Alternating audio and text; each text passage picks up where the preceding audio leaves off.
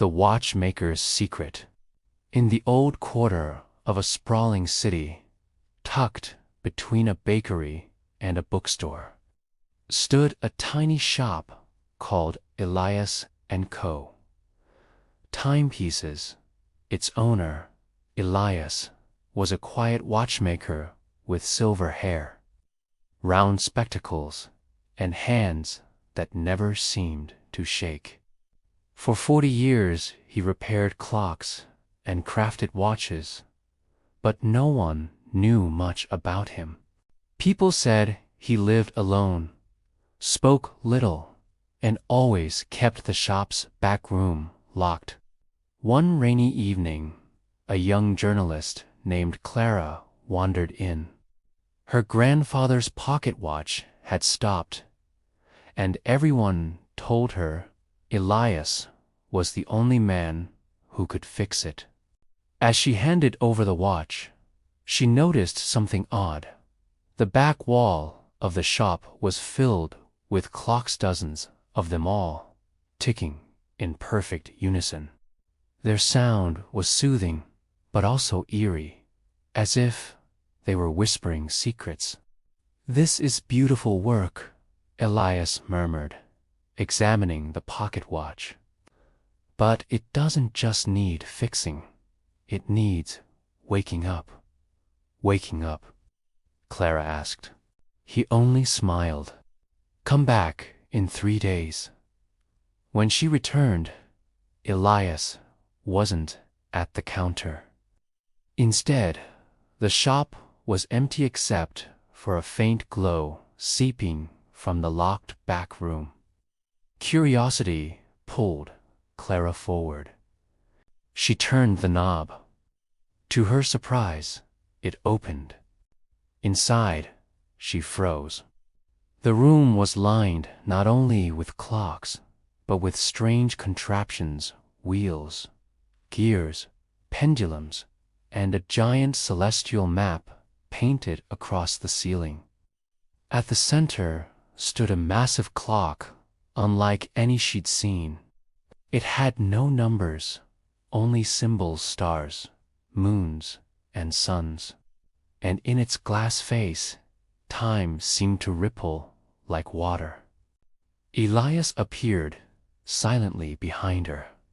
"You shouldn't be in here," Clara stammered. "What is this?"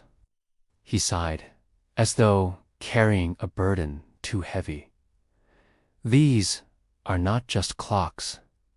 They are doors. Each timepiece holds a moment in history, perfectly preserved. The pocket watch you brought me belonged to your grandfather. He once asked me to lock away his most painful memory. That's why it stopped ticking." Clara's heart raced. "You're saying these clocks hold memories, not just memories, time itself," Elias said. "I've spent my life repairing the flow. But it's not my story to tell, it's yours." He handed her the restored pocket watch. The moment she touched it, the shop dissolved. She was standing in the middle of a battlefield long past, rain pouring, soldiers shouting. And there, young and brave, was her grandfather, clutching the same pocket watch.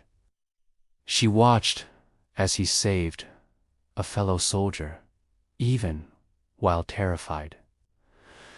The moment burned into her heart before fading. Then, as suddenly as it began, she was back in the shop. Elias was watching her carefully. "You see," he said gently, "time doesn't disappear, okay? It lingers, waiting for us to face it. Your grandfather wanted you to know his truth, that courage is not the absence of fear, but the choice to act despite it. Clara's hands trembled as she held the watch. "Why me?" "Because you're a storyteller," Elias replied. "And the world forgets too easily." For the first time, Clara noticed Elias looked older, weary, almost fading. "Who are you, really?"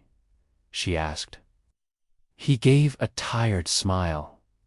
"Just a watchmaker. My time is nearly over.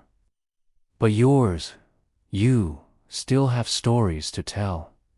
The clocks on the walls began to chime, one after another, their voices echoing like waves of history.